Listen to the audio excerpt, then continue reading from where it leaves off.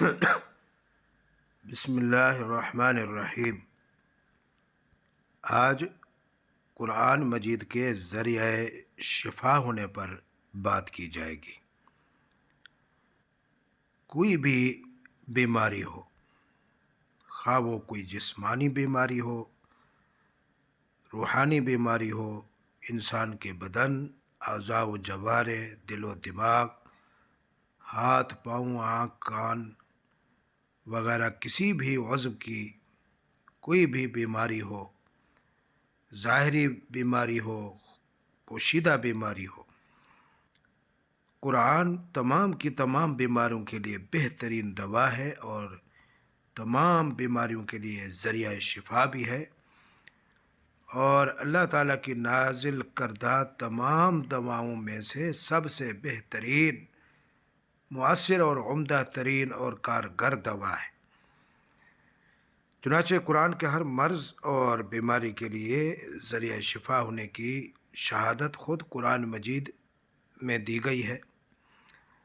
وَنُنَزِّلُ مِنَ الْقُرْآنِ مَا هُوَ شِفَاءٌ وَرَحْمَةٌ لِّلْمُؤْمِنِينَ،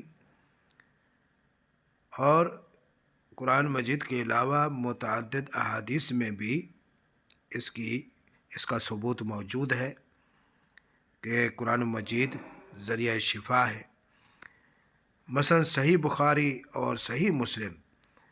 یعنی جو حدیث کی سب سے زیادہ صحیح ترین کتابیں ہیں، جن کو صحیحین کہا جاتا ہے، ان میں ایک حدیث ہے جو کہ صحیح حدیث ہے، جس کو حضرت ابو سعید رضی اللہ تعالی عنہ نے روایت کیا ہے، جس کا مفہوم یہ ہے کہ انہوں نے فرمایا، یعنی حضرت ابو سعید رضی اللہ تعالی عنہ نے فرمایا کہ ایک مرتبہ رسول اللہ صلی اللہ علیہ وسلم کے صحابہ کرام ایک سفر پر نکلے۔ وہ ایک سفر پر روانہ ہوئے۔ سفر کے دوران راستے میں عربوں کے ایک محلہ میں انہوں نے پڑاؤ کیا اور اہل محلہ سے ضیافت طلب کی، مہمان نوازی کا تقاضا کیا کہ ہم لوگ مسافر ہیں، ہماری ضیافت کی جائے،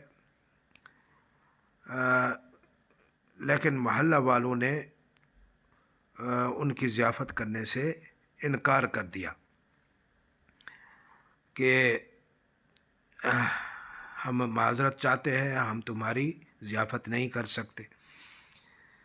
پھر اللہ کا کرنا یہ ہوا کہ اس محلہ والوں کا جو سردار تھا، اس کو سانپ یا بچھو وغیرہ نے ڈس لیا، اور انہوں نے اس کا بہت علاج کرایا مگر ٹھیک نہیں ہوا۔ جب اپنے سردار کے علاج کے لیے وہ ہر طرف سے تھک ہار چکے اور ہر طرح کے علاج کرنے کے باوجود ان کا سردار ٹھیک نہ ہوا، تو کسی نے کہا کہ کیوں نہ اس جماعت کے پاس جایا جائے جس نے یہاں پڑاؤ ڈالا ہوا ہے، ممکن ہے ان میں سے کسی بندے کے پاس سانپ کے ڈسے کا علاج ہو، ان کے پاس سانپ کے ڈسے کا علاج ہو اور ہمارا سردار ٹھیک ہو جائے۔ چنانچہ وہ صحابہ کرام کی جماعت کے پاس آئے اور کہا کہ ہمارے سردار کو سانپ نے ڈس لیا ہے، ہم ہر طرح کا علاج کر کے تھک چکے ہیں، ہمارا سردار ابھی تک ٹھیک نہیں ہوا اور وہ بہت درد اور تکلیف میں ہے، ہم بہت پریشان ہیں، کہ آپ لوگ میں سے کوئی ایسا بندہ ہے جو سانپ کے ڈسے کا علاج کر سکتا ہو؟ تو ان میں سے ایک صحابی نے کہا، بے شک میرے پاس دم ہے، علاج ہے، لیکن تم اس محلہ والے ایسے بے مروت ہو کہ ہم نے تم سے مہمان نوازی کا تقاضا کیا، ضیافت چاہی، مگر تم نے ہماری ضیافت کرنے کو قبول نہ کیا، لہٰذا میں اس وقت تک دم نہیں کروں گا جب تک تم اس کی اجرت مقرر نہیں کرو گے۔ چنانچہ اجرت کے طور پر بکریوں کا ایک ریوڑ مقرر کیا گیا، اور پھر اس صحابی نے سورہ فاتحہ سے اس سردار کو دم کرنا شروع کیا، بار بار سورہ فاتحہ پڑھ کر اس کو دم کرتے رہے یہاں تک کہ وہ بالکل ٹھیک ہو گیا، گویا کہ وہ پہلے کسی رسی سے باندھا ہوا ہو، اب اس سے کھل گیا ہو۔ سورہ فاتحہ کے دم کے بعد وہ ٹھیک ہو گیا اور انہوں نے مقرر شدہ اجرت یعنی بکریوں کا ریوڑ ان کے حوالے کر دیا۔ صحابہ کرام میں سے ایک صحابی نے کہا کہ بکریوں کے اس ریوڑ کو آپس میں تقسیم کر لینا چاہیے۔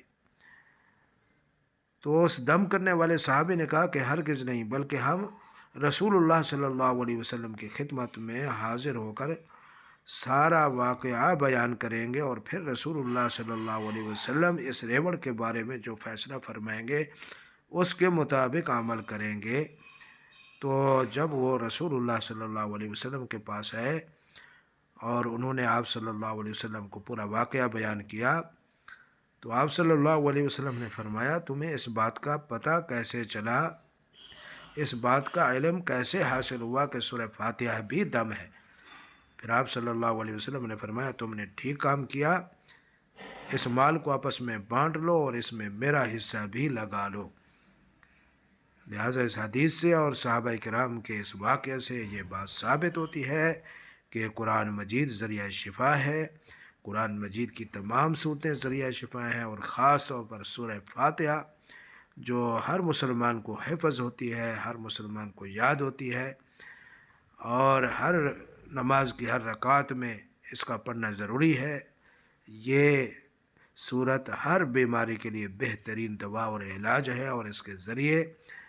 بیماری کا علاج کرنا بہت آسان ہے کہ اس صورت کو بار بار پڑھ کر مریض پر جب دم کیا جاتا ہے تو وہ اللہ کے فضل اور مہربانی سے ٹھیک ہو جاتا ہے۔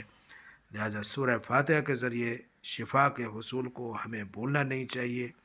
اس صورت سے شفا کا حاصل ہونا